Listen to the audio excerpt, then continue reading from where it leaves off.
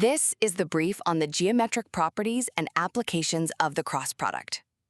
So what exactly is the cross product? Well, think of it as this crucial math operation that tells you how much twisting power, or torque, you get when two vectors interact. We've broken it down into three key takeaways. First up, the algebraic side of things.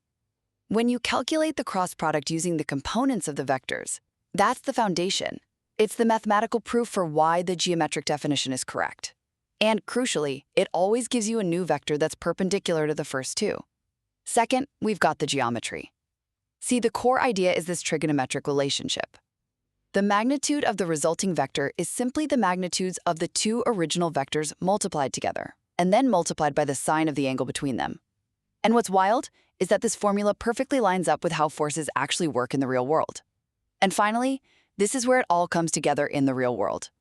The cross product is what models physical effects like magnetic force or torque.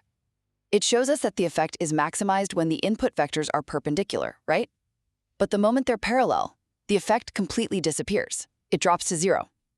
So really, the cross product is the mathematical blueprint for calculating any physical effects that fundamentally depends on the angle between two interacting vectors.